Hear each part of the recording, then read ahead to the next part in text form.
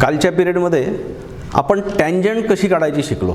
सर्कलवर point दिला असेल तर टँजंट कशी काढायची. पण सर्कलवर पॉईंट दिला असेल तर टँजंट काढण्याचे दोन प्रकार आहेत. एक तुम्हाला सांगितलं होतं की हा सर्कलवर जर पॉईंट असे दिला तर आपण काय केलं, using the centre of the circle याचा वापर केला. आज आपल्याला तोच प्रकार असा बघायचा आहे without using the centre of the circle. म्हणजे या सेंटरचा उपयोग न करता या पॉईंटवर टँजंट कशी काढायची. त्याच्यासाठी थोडंसं आपण मागचा जो चॅप्टर आहे, फोर्थ चॅप्टर आपला सर्कल, तो झाला नाही. त्याच्यातले दोन कन्सेप्ट त्याच्यात येणार आहेत ते सांगतो. हा सर्कल आहे, हा जो अँगल आहे याला BAC अँगल आहे. हा ए हा पॉईंट सर्कलवर जर असेल तर या अँगलचं मेजर या आर्कच्या हाफ असते. याला आपण इन्स्क्राईब अँगल थेरम म्हणणार आहे. मागच्या वर्षी थोडक्यात झाला तुमचा, यावर्षी डिटेल आहे. म्हणजे measure angle BAC equal to half into measure of arc BXC. याचं मेजर याच्या हाफ असते. याला काय म्हणणार आहे, इन्स्क्राईब अँगल थेरम. आता हेच एक्झाम्पल थोडंसं मी वेगळ्या पद्धतीने सर्कल काढतो. हा सर्कल काढल्यानंतर ही एक टँजंट आहे आणि ही एक सेकंट आहे. मग हा जो अँगल आहे याचं पण मेजर याच्याच हाफ असते. मात्र याला टँजंट सेकंड अँगल थेरम असं म्हणतात. काय म्हणायचं, टँजंट सेकंड अँगल थेरम.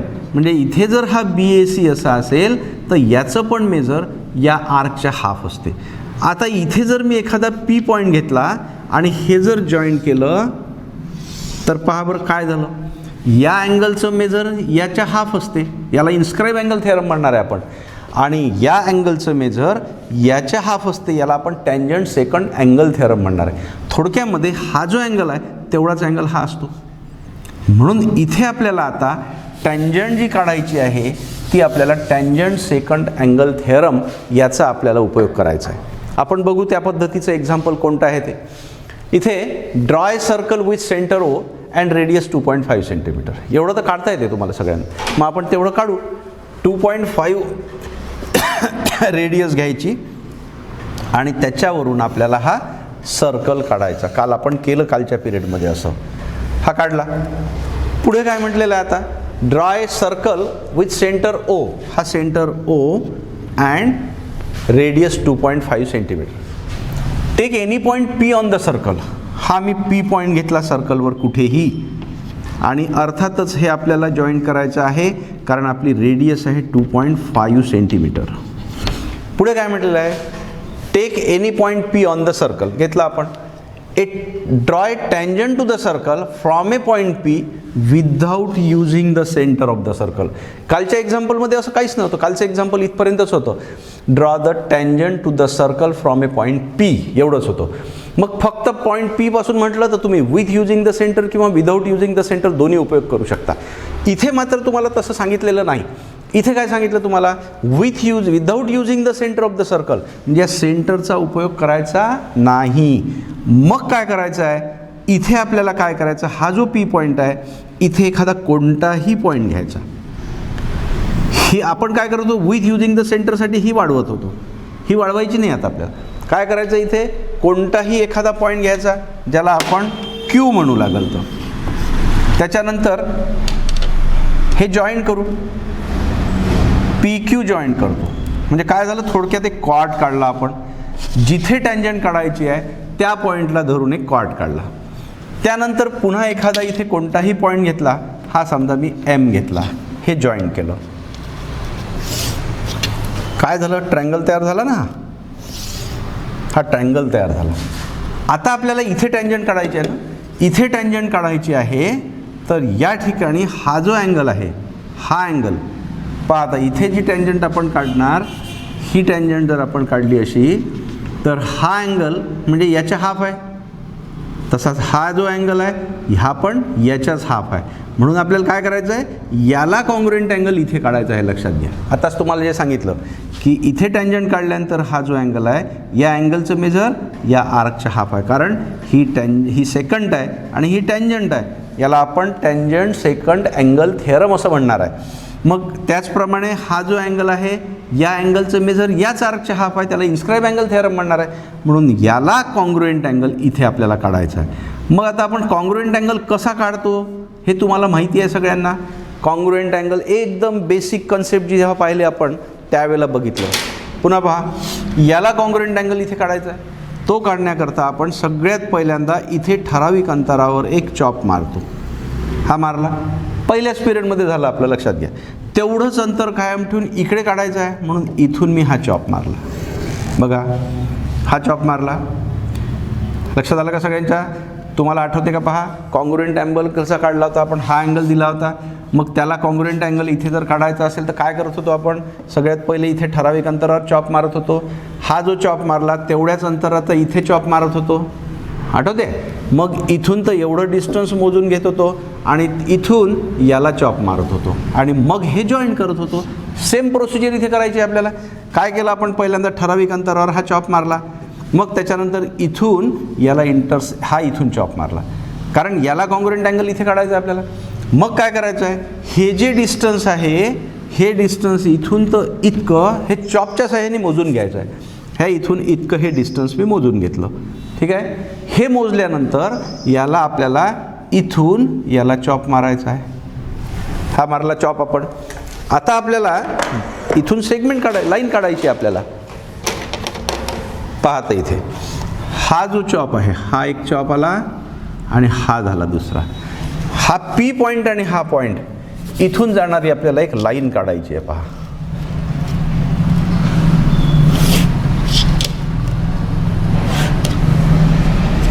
हे काढली आणि ही जी झाली ही टँजंट झाली पी पॉईंटची.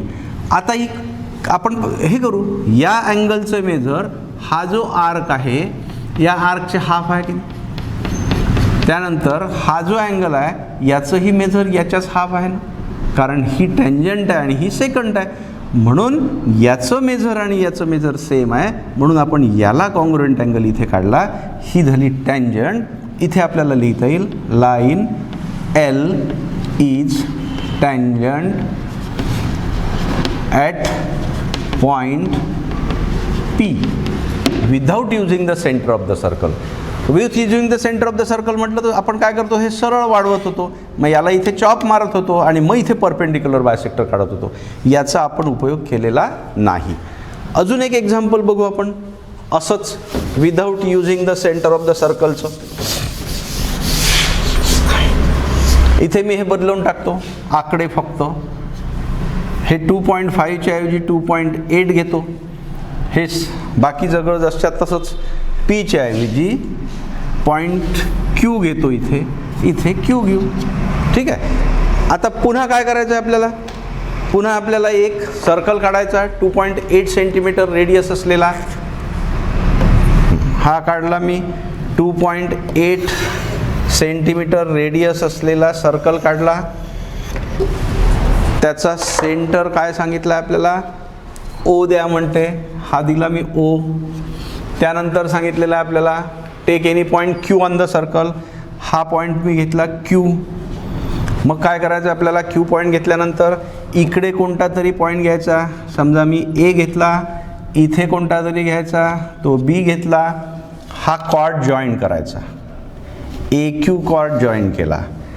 हे पण जॉईन करायचं कारण इथे ट्रायंगलच दिसला पाहिजे आपल्याला. झालं. आता काय करायचं आपल्याला? आता इथे टँजंट काढायची आपल्याला. इथे टँजंट काढायची आहे. मग पुन्हा पाहायचं अशी जर टँजंट असेल तर या अँगलचं मेजर या आर्कच्या हाफ आहे, या अँगलचं मेजर याच्याच हाफ आहे. म्हणून मग याला कॉन्ग्रुएंट अँगल इथे काढायचा आहे आपल्याला. पहा आता कसा काढायचा? याला कॉन्ग्रुएंट अँगल काढायचा म्हणजे काय करतो आपण? इथे ठराविक अंतरावर चॉप मारतो. हा मारला चॉप. त्यानंतर पुन्हा इथे आपण तेवढ्याच अंतरावर इथे चॉप मारला. बरोबर आहे? काय केलं? याला कॉन्ग्रुएंट अँगल इथे काढायचा आहे ना, म्हणून आपण काय केलं? इथे ठराविक अंतरावर चॉप मारला. तेवढ्याच अंतरावर इथून चॉप मारला. आता काय करतो आपण? हे जे डिस्टन्स आहे इथून तर इतकं हे चॉपच्या साहाय्याने मोजून घेतो. आहे बरोबर? हे मोजून घेतलं. तेवढ्याच डिस्टन्स आहे इथून आपण हा चॉप मारला आणि मग काय केलं आपण? त्याच्यातून जाणारी लाईन काढली. हा पॉईंट आणि हा इंटरसेक्शन पॉईंट याच्यातून जाणारी आपण लाईन काढली. ही काढली लाईन, ही लाईन L.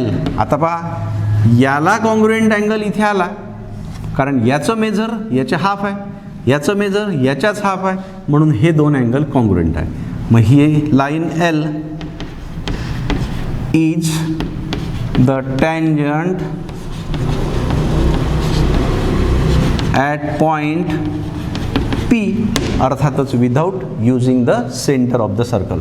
आपण रेडियस किती आहे ती दाखवली नाही, ही दाखवून देऊ आपण. ही आहे 2.8 सेंटीमीटर. कारण दिलेलं सगळं डिस्टन्स तुम्ही लिहिलं तरच तुम्हाला पूर्ण मार्क मिळतील, नाही तर मिळणार नाही. त्यानंतर अजून एक एक्झाम्पल घेऊ याच्यावरच, without using the centre of the circle. Third example बघा. Draw a circle with centre O and radius 3 centimetre. Take any point Q on the circle. याच्याऐवजी आता आपण असं लिहू, draw the chord PQ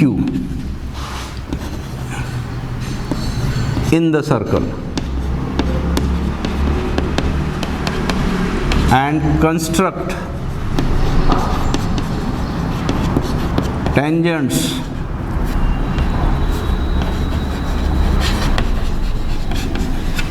at point P and Q without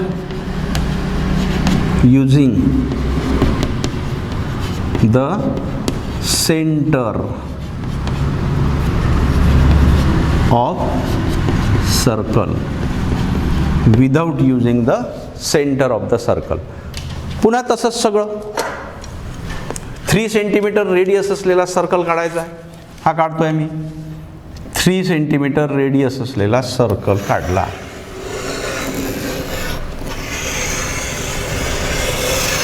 ठीक आहे. त्याच्यानंतर काय म्हणते आहे, कॉर्ड काढा म्हणते. किती सेंटीमीटरचा कॉर्ड काढायचा आपल्याला ते दिलं नाही आपल्याला. Draw the chord PQ. काही सेंटीमीटर वगैरे दिले नाही, मग किती सेंटीमीटरचा काढू आपण.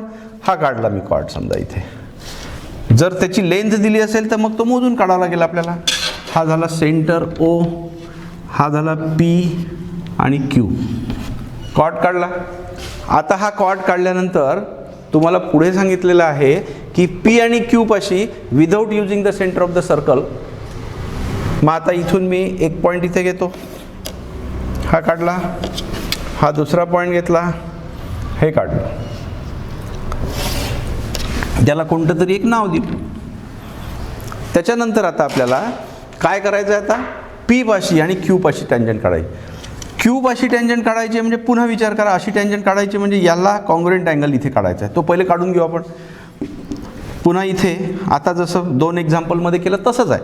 हा इथे ठराविक अंतरावर चॉप मारला, इथे पुन्हा मी ठराविक अंतरावर चॉप मारला, बरोबर आहे. त्यानंतर इथून तर हे डिस्टन्स मोजून घेतलं, हे डिस्टन्स घेऊन इथून हा चॉप मारला. काय केलं बघा, हे डिस्टन्स मोजून घेतलं, तेवढ्याचा चॉप इथून मारला. आता हा जो चॉप मारला गेला आहे हा इथे, आणि मग आता हा पॉईंट आणि हा पॉईंट याच्यातून जाणारी आपल्याला लाईन काढायची आहे. पहा आता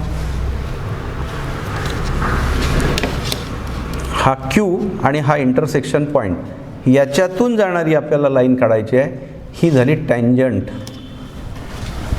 at point Q without using the centre of the circle. आता P शी काढा म्हणते, PQ. Construct tangents at point P and Q. Q पाशी काढली आपण, P पाशी काढायची. आता पुन्हा याचा विचार करा. इथे जर तुम्ही टँजंट काढली अशी तर इथे जो अँगल कॉन्ग्रुएंट येईल या ठिकाणी तोच अँगल एवढा येईल. म्हणजे या अँगलला कॉन्ग्रुएंट अँगल तुम्हाला इथे आता करायचा आहे. मग इकडे जशी प्रोसिजर केली तशीच तिकडे करायची. आता काय करायचं बघा, आता इथून ठराविक अंतरावर चॉप मारा, हा मारला चॉप, तेवढ्याच अंतरावर इथून चॉप मारा असा. त्याच्यानंतर हे डिस्टन्स मोजून घ्या इतकं, हे डिस्टन्स मोजून घेतल्यानंतर इथून त्याला इकडे चॉप मारा. येत्या लक्षात. हा चॉप मारल्यानंतर आता हा जो इंटरसेक्शन पॉईंट आहे हा आणि हा पॉईंट याच्यातून जाणारी लाईन काढा. हा काढा इथून आता,